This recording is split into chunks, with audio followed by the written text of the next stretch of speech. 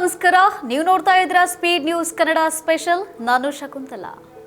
ಮುದ್ದಿನ ಮಗಳ ಶವದ ಜೊತೆಗೆ 5 ತಿಂಗಳು ಕಳೆದಂತಹ ಅಪ್ಪ, ಅಸ್ಥಿ ಪಂಜರವಾದ ದೇಹ, ಕೊಳೆತ ವಾಸನೆ ಓಡಿಸಲು ತಂದೆ ಏನ್ ಮಾಡ್ತಾ ಇದ್ದ ಗೊತ್ತಾ?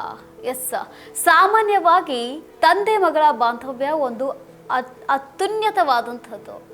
ಇನ್ನು ಕೆಲಸಕ್ಕೆ ಹೋಗಿ ಬಂದಂತಹ ನಂತರ ತಂದೆ ಮಗಳ ಜೊತೆ ಆಟವಾಡೋದು, ತುಂಟಾಟವಾಡ್ತಾ ಮಗಳನ್ನ ಮುದ್ದಾಡೋದು ತುಂಬಾ ಸಾಮಾನ್ಯವಾದದ್ದು. ಆದರೆ ಈ ಒಂದು ಘಟನೆ ಬಗ್ಗೆ ಕೇಳಿದ್ರೆ ಎಂಥವರು ಕೂಡ ದಿಗ್ಭ್ರಮೆಗೊಳ್ತೀರಾ. ಒಬ್ಬ ವ್ಯಕ್ತಿ ದಿನವಿಡೀ ಕೆಲಸ ಮುಗಿಸಿ ಮನೆಗೆ ಬಂದಾಗ ತನ್ನ ಮಗಳ ಮೃತದೇಹದ ಜೊತೆಗೆ ಕಾಲ ಕಳೆಯುತ್ತಾನೆ ಎಂಬುದನ್ನ ಊಹಿಸಿಕೊಳ್ಳಲು ಸಾಧ್ಯನಾ? ಇಂತಹ ದೃಶ್ಯ ಕಂಡರೆ ಯಾರಾದರೂ ಸರಿ ಮೊದಲು ಪೊಲೀಸರಿಗೆ ಮಾಹಿತಿ ನೀಡುತ್ತಾರೆ. ಉತ್ತರ ಪ್ರದೇಶದ ಮೀರತ್ನಲ್ಲಿ ಇದೇ ರೀತಿಯ ಒಂದು ಪ್ರಕರಣ ಇದೀಗ ಬೆಳಕಿಗೆ ಬಂದಿದೆ. ಇಲ್ಲಿ ಒಬ್ಬ ತಂದೆ ತನ್ನ ಮಗಳ ಮೃತದೇಹವನ್ನು ನೋಡಿದ್ದಾನೆ. ಆದರೆ ಪೊಲೀಸರಿಗೆ ಮತ್ತು ಕುಟುಂಬಕ್ಕೆ ತಿಳಿಸುವ ಬದಲು 5 ತಿಂಗಳುಗಳ ಕಾಲ ಅದೇ ಮನೆಯಲ್ಲಿ ಮಗಳ ಶವದೊಂದಿಗೆ ವಾಸವಾಗಿದ್ದಾನೆ, ಮಗಳ ಶವದೊಂದಿಗೆ ಜೀವನವನ್ನ ಮಾಡಿದ್ದಾನೆ. ಈ ಪ್ರಕರಣ ಹೇಗೆ ಬೆಳಕಿಗೆ ಬಂದಿದೆ ಅಂದರೆ, ಈ ಪ್ರಕರಣವು ಮೀರತ್ನ ಸದರ್ನ ತೇಲಿ ಮೊಹಲ್ಲಾದಲ್ಲಿ ಈ ಒಂದು ಘಟನೆ ಬೆಳಕಿಗೆ ಬಂದಿದೆ. ಮೂಲತಃ ಬಂಗಾಳದ ಉದಯ್ ಭಾನು ಬಿಸ್ವಾಸ್ ಇಲ್ಲಿ ವಾಸವಾಗಿದ್ರು. ಅವರಿಗೆ 34 ವರ್ಷದ ಪ್ರಿಯಾಂಕಾ ಎಂಬ ಮಗಳು ಕೂಡ ಇದ್ಲು. ಉದಯ್ ಹಲವು ದಿನಗಳಿಂದ ಕಾಣೆಯಾಗಿದ್ದಾರಂತೆ. ಇನ್ನು ಒಂದು ದಿನ ಪ್ರಿಯಾಂಕಳ ಸೋದರ ಸಂಬಂಧಿ ವಿಶ್ವಾಸ್ ಕರೆ ಮಾಡಿದ್ರು. ಆದರೆ ಅವರ ಕರೆಯನ್ನ ಕೂಡ ಸ್ಥಗಿತಗೊಳಿಸಲಾಗಿತ್ತು. ಇನ್ನು ನಂತರ ಸ್ವಲ್ಪ ಸಮಯದ ನಂತರ ಅವರು ಫೋನನ್ನ ಎತ್ತಿಕೊಂಡಿದ್ರು. ವಿಶ್ವಾಸ್ ಕೇಳಿದ್ರಂತೆ, ಪ್ರಿಯಾಂಕಾ ಎಲ್ಲಿದ್ದಾಳೆ ಎಂದು ಕೇಳಿದಾಗ ತಂದೆ ಉದಯ್ ಹೇಳಿದ್ರಂತೆ, ಅವಳಿಗೆ ಹುಷಾರಿಲ್ಲ, ಡೆಹ್ರಾಡೂನ್ನ ಆಸ್ಪತ್ರೆಗೆ ದಾಖಲಾಗಿಸಿ ಈಗ ಚಿಕಿತ್ಸೆಯನ್ನ ಪಡೆಯುತ್ತಿದ್ದಾಳೆ ಎಂದು ಹೇಳಿದಂತೆ. ಇದು ವಿಶ್ವಾಸ್ನ ಅನುಮಾನಗಳನ್ನು ಇನ್ನೂ ಹೆಚ್ಚು ಹುಟ್ಟಾಕಿತ್ತು. ಅವನು ಬಹಳ ಸಮಯದಿಂದ ಕುಟುಂಬವನ್ನ ಹುಡುಕ್ತಾ ಇದ್ದಂತೆ. ಯಾರೋ ಅವನಿಗೆ ಕರೆ ಮಾಡಿ ಬೇಗಂ ಬಾಗ್ನಲ್ಲಿ ಮೂಲೆಯಲ್ಲಿರುವಂತಹ ಒಂದು ಚಹಾ ಅಂಗಡಿಯಲ್ಲಿ ಉದಯ್ ಭಾನು ಕಾಣಿಸಿಕೊಂಡಿದ್ದಾರೆಂದು ತಿಳಿಸಿದ್ದಾರಂತೆ.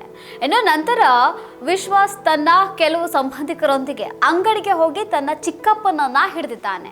ಇದಾದ ನಂತರ ಎಲ್ಲರೂ ಉದಯ್ ಭಾನುವನ್ನ ಹಿಡಿದು ಅವನ ಮನೆಗೆ ಕರೆತಂದು ವಿಚಾರಣೆಯನ್ನ ನಡೆಸಿದ ನಂತರ ಅವನು ತನ್ನ ಸತ್ಯವನ್ನೆಲ್ಲ ಒಪ್ಪಿಕೊಂಡಿದ್ದಾನಂತೆ. ತನ್ನ ಮಗಳ ಶವ ಮನೆ ಒಳಗಿದೆ ಎಂದು ಹೇಳಿದಾಗ ಎಲ್ಲರೂ ಆಘಾತಕ್ಕೊಳಗಾಗಿದ್ರು. ಸಂಬಂಧಿಕರ ಮಾಹಿತಿಯ ಮೇರೆಗೆ ಪೊಲೀಸರು ಸ್ಥಳಕ್ಕೆ ಆಗಮಿಸಿ ಉದಯ್ ಭಾನು ಜೊತೆಗೆ ಮನೆಗೆ ಪ್ರವೇಶಿಸಿದ್ದಾರೆ. ಅಲ್ಲಿನ ದೃಶ್ಯವನ್ನ ಕಂಡು ಎಲ್ಲರೂ ದಿಗ್ಭ್ರಮೆಗೊಂಡಿದ್ದಾರೆ. ಒಳಗೆ ಕಸದ ರಾಶಿ ಇತ್ತು. ಪ್ರಿಯಾಂಕಳ ಶವ ಹಾಸಿಗೆಯ ಮೇಲೆ ಬಿದ್ದಿತ್ತು. ಆದರೆ ಅದು ಅಸ್ಥಿ ಪಂಜರವಾಗಿ ಮಾರ್ಪಾಟಿತ್ತು. ಇದನ್ನು ಕೇಳಿದ ನಂತರ ಇಡೀ ನೆರೆಹೊರೆಯವರು ಜಮಾಯಿಸಿದ್ದಾರೆ. ಪೊಲೀಸರು ವಿಚಾರಣೆಯನ್ನ ನಡೆಸಿ ಸ್ಥಳವನ್ನು ಪರಿಶೀಲಿಸಿ ಶವವನ್ನು ಮರಣೋತ್ತರ ಪರೀಕ್ಷೆಗಾಗಿ ಶವಗಾರಕ್ಕೆ ಕಳಿಸಿದ್ದಾರೆ. ವಾಸ್ತವವಾಗಿ ಪ್ರಿಯಾಂಕಾ ಸುಮಾರು 5 ತಿಂಗಳ ಹಿಂದೆಯೇ ನಿಧನರಾಗಿದ್ರು. ಆಕೆ ಕಂಪ್ಯೂಟರ್ ವಿಜ್ಞಾನವನ್ನ ಕಲಿಸ್ತಾ ಇದ್ಲು ಅಂತ ಕೂಡ ಹೇಳಿದಾರಂತೆ. ಅವರ ತಂದೆ ಉದಯ್ ಡೆಹ್ರಾಡೂನ್ನಲ್ಲಿ ಈಗ ಕೆಲಸವನ್ನ ಮಾಡ್ತಾ ಇದ್ರು ಎಂದು ಜನರಿಗೆ ಹೇಳಿ ನಂಬಿಸಿದ್ರು. ಆದ್ರೆ ಪೊಲೀಸ್ ತನಿಖೆಯಲ್ಲಿ ಅದು ಸುಳ್ಳು ಎಂದು ತಿಳಿದು ಬಂದಿದೆ.